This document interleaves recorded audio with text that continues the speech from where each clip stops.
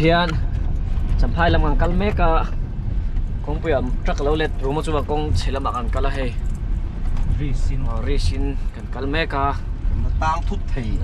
thầy mình là tiếng này shit mi đâu kia mà nhé hay mà cuốn tóc nó sao mấy điểm motor lý rồi đi xin ngài chọn mấy cả cái pi cái tuy đôi em tuy đôi mà Spiderman á xin ngài Incredible em không motor chạy bên pelong tu na hiền kan voi ni tan na ni to ta motor khi bang qual to to ken ki cho cái accident này á vậy thì kan tan ni to kan tang non le me kan ni tu na han kan Enfield don ni đi lại thế hi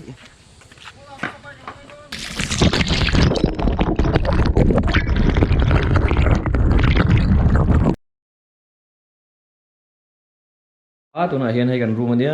đây dâu đà na hay khóc tin nó ta chuyện ta hay kan room đây ania hay đây ta đây à tài lê cái là hồ là quá hay ta làm sửa cái room ania hay nuông té đi chấm phai tài lê bốn đây anh lúc bằng hay What's up bro man, good morning here look legend về lại là gì ngạ chập phai cái nôm đi thùng na anh này thầu máu về khóc mấy rồi này mà em mà ôm mong nó thế này chập phai môi lẽ này em làm được khá nhớ mi chuột chị á kỹ trong cái chập phai về chập phai cái này nếu chập phai là mà nó má vật vật về đậu vừa mình sẽ practice don để riêng trang hiểm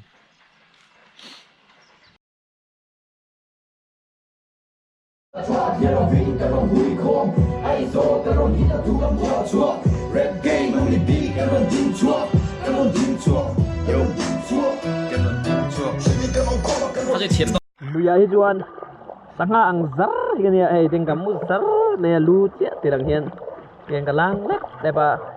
sang ang zar cái này lùi ấy cho nó tang nên là hay kiêng ôm lùi ta thì hiền nuông sát cái ôm mấy đi mong thì hiền này tiền nuông sát cái sang sát cái cầm bút thép to hey hạ sát thế này Order 7 không à xuống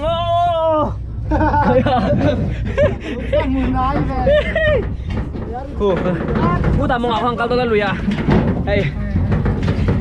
hạ to lên đi em phải duyên hú mèo chuan đi cắn mũi được không chúng này hiền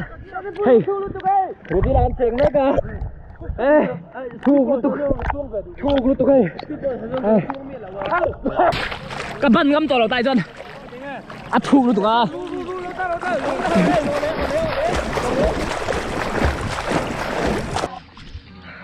Cà phê ngu.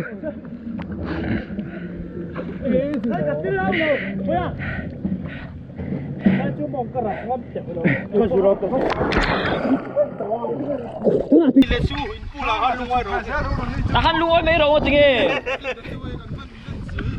Nang ni group ka in man zong này yang cái din kan man zong.